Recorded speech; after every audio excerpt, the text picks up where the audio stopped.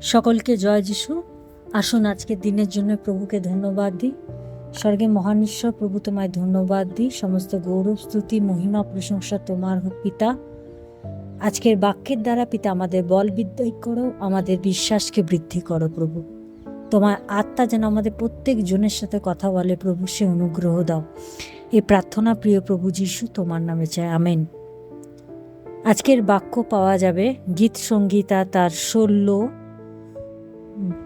অধ্যায় 2 পদ। পুরনো নিয়মে গীত সংগীতা 16 অধ্যায় তার 2 পদ।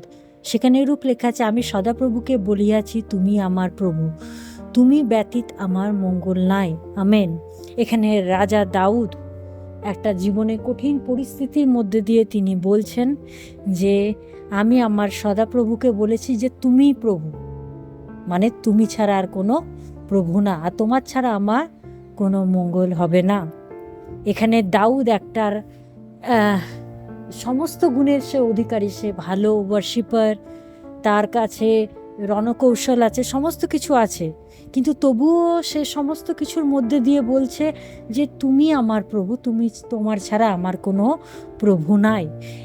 যখন তিনি এই গানটি লিখেছেন তখন রাজা সাউল তাকে তাড়া করেন এবং চারিদিকে মূর্তি পূজা, অনেক অবাধ্যতার কাজ হয়, এবং সেখান থেকে তিনি দাউদ রাজা আমাদের ঈশ্বরের উদ্দেশ্যে তিনি বলেছেন যে তুমি আমার প্রভু, তোমার ছাড়া আমার মঙ্গল নাই।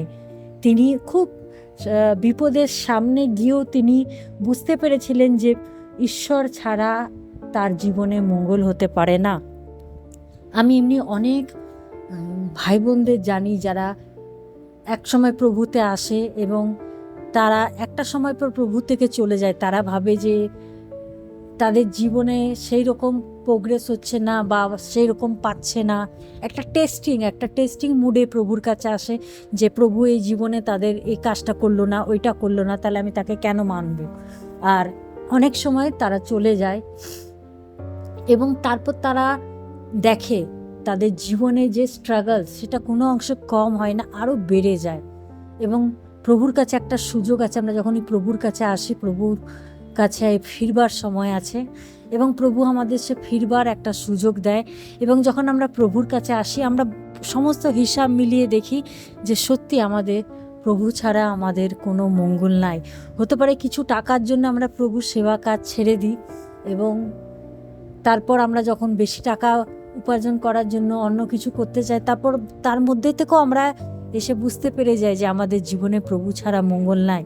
হতে পারে আমরা প্রভুকে অনেকটা সুখ পাওয়ার জন্যে, আনন্দ, পৃথিবীর যে আনন্দ এনজয় করার জন্য আমরা অনেক সময় প্রভুকে ছেড়ে দিই, কিন্তু আমরা সেটাও করে দেখে নিই, আমরা সেটার মধ্যেও সুখ থাকে না, সেটার মধ্যেও আমাদের কোনো মঙ্গল কাজ করে না। তখন আমরা প্রভুর কাছে আসি আর আমাদের হৃদয় থেকে একটা কথা আসে যে সত্যি আমি প্রভুর মতন মঙ্গল আমার কাছে কিছুই নাই। আজকে প্রভু আমাদের প্রত্যেক ভাই বোনকে সুযোগ দিয়েছে। কোনো কিছু যদি আমরা ভুলে আছি, আমাদের জীবনে এমন কিছু পাপ আছে, মন্দতা আছে, আমরা প্রভুর কাছে ফিরত আসি এবং প্রভুর কাছে বলি কি, প্রভু তোমার ছাড়া আমার মঙ্গল নাই, আমি ভুল করেছি এবং তোমার কাছে আবার এসেছি, তুমি আমাকে গ্রহণ করো এবং আমার উপর তোমার দয়া, অনুগ্রহ, করুণা দাও। আসুন আমরা প্রার্থনা করি।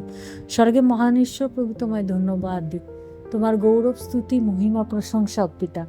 আমরা বিশ্বাস করি প্রভু যে তোমার ছাড়া আমাদের মঙ্গল নাই, তুমি আমাদের প্রভু পিতা। আমাদের সমস্ত দুর্বলতা, অক্ষমতা তোমার কাছে রাখি, তোমার মধ্যে দিয়ে, তোমার জ্ঞানের মধ্যে দিয়ে আমাদের বাড়াও, তোমার বিশ্বাসে আমাদের বাড়াও, এই অনুগ্রহ দাও। এই প্রার্থনা প্রিয় প্রভু যিশু তোমার নামে চাই, আমেন। সকলকে জয় যিশু।